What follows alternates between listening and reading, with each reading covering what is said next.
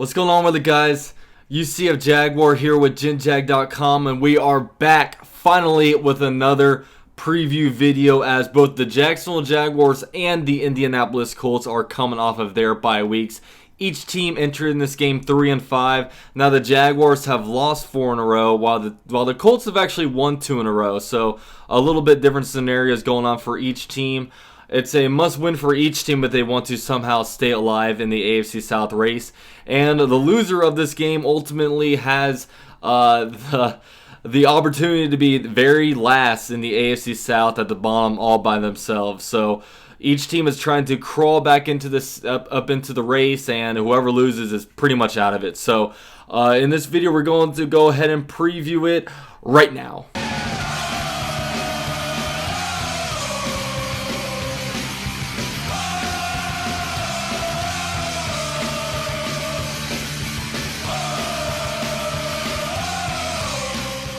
So we'll start off this video by talking about the Indianapolis Colts. Now, like I said earlier, the Colts started off with a record of 1-5, and since then they are on a 2-game winning streak, getting them to 3-5. They are currently 0-1 in the division. So each of the Jaguars and the Colts are looking for their first divisional win. And, you know, when you look at the Colts, there was a big question mark before the season started. And really the question mark was what was going to go on with Andrew Luck. Now, Andrew Luck basically sat out the whole entire 2017 season, and Jacoby Brissett basically took all the starts except for one. And, you know, one thing that NFL fans were always saying is that, look, the Colts are not investing at all in their offensive line, and Andrew Luck is going to get killed back there. Now, while he didn't really get killed, he had to miss a whole entire year, and they put their franchise back a little bit. But you know, you've seen a little bit of a change in the philosophy of the way they've been drafting. You know, back in the day, you saw them basically grabbing guys like wide receivers like Phil Dorsett in the first round, trading first-round picks away for Trent Richardson. But lately, they've been investing a lot more in their offensive line. In 2016, they invested a first-round pick in a center, Ryan Kelly. In 2018, they had like 2 picks in the top 2 rounds, I believe. 2 picks in the top 50 picks. Or 3 picks in the top 50 picks, I should say. And then 2 of those picks, they go on and grab a guard and Quentin Nelson at number 6 overall. And they use a second-round pick that they got from the Jets, and they pick up Braden Smith, the guard out of Auburn. So their offensive line is actually really, really good. And, you know, you have back there, you know, they really invested in that interior of the offensive line. You know, their left guard to center to right guard, they're very good players. And not even to mention their left tackle, Costanza, has actually turned out to be a pretty good player. And, you know, you've seen really the run game kind of get a lot better. I mean, you see Marlon Mack, the second-year running back out of USF out there doing a lot of good things. And, you know, when you look at the Colts, they're kind of having exact opposite problems as the Jaguars. You know, the Jaguars aren't really putting up any points, and the Colts have put up over 30 points in each of their last, 3 games. And, you know, they've been doing pretty good. And Andrew Luck, while he started off kind of a little bit sketchy, I mean, a lot of fans are worried about him, especially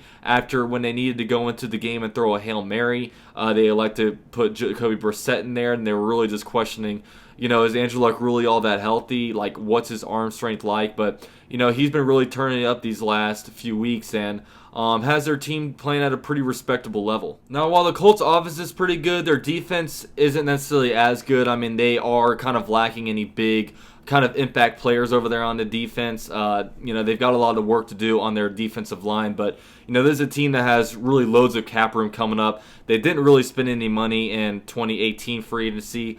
But you can really tell they're kind of have a focus toward 2019. And, you know, that's one thing I said really before the season. I said, okay, I mean, I kind of went out there and said that I wouldn't even play Andrew Luck just because I think even with Andrew Luck playing well, you know, I don't think this roster is really good enough to be able to make the playoffs.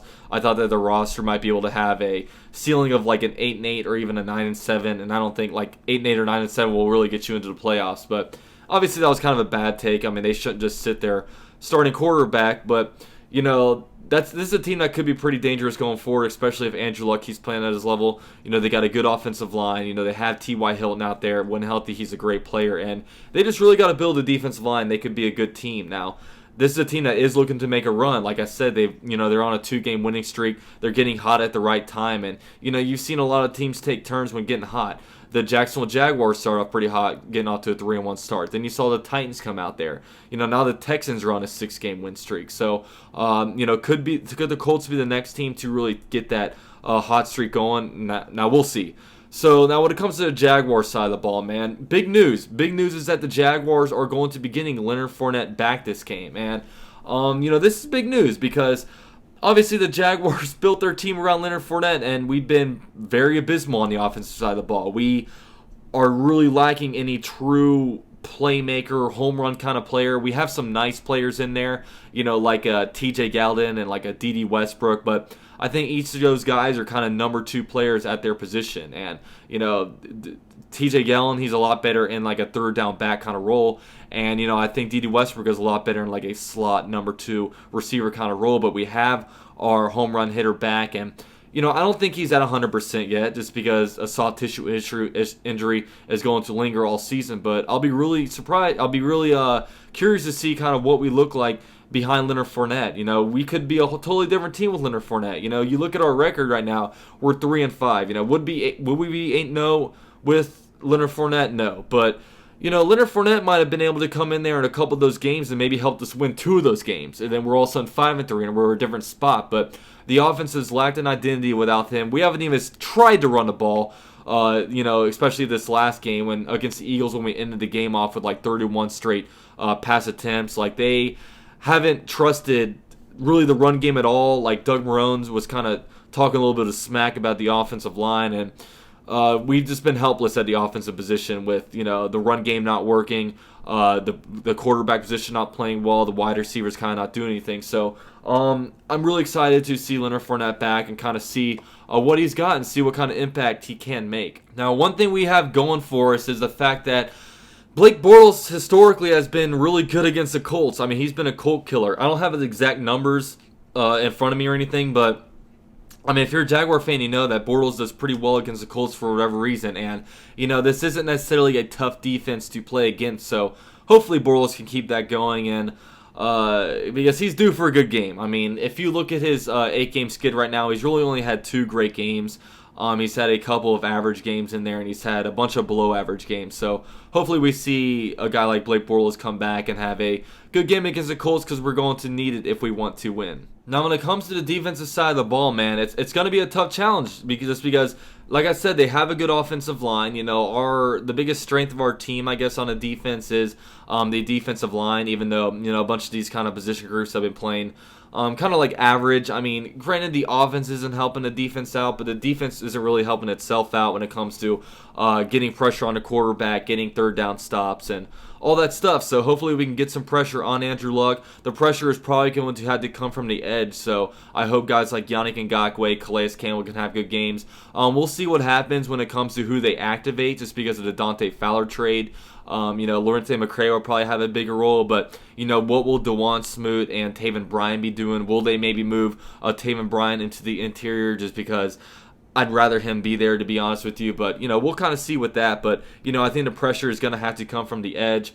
I don't know if A.J. Boye is going to be playing. Obviously, there's some weird stuff going on in the media with him telling reporters that he's not going to play, and like Doug Marrone being on another page than him. So we'll see with that, man. But we got to be able to stop the run. The run game is a huge strength of their team. Marlon Mack's been coming off of a couple 100-yard games. He's been doing pretty well. Obviously, Andrew Luck is kind of getting better by the week. So we're going to have our hands full this game. So with this game, man, like I said last week, really, for the Jags to want any shot at winning like the division or making a playoff run, we got to win the rest of our divisional games, go 4-0 in the rest of the division. The Indianapolis Colts, I'm not going to say that we're necessarily better than them, but if we want to be a playoff team, we got to be able to beat the Colts. We had them twice more on the schedule. I was saying last week we need to go at least 6-2 to be able to make the to win the division, but it's looking like with the Texans we might have to go like 7-1. So it's going to be a long road, man. It all starts here.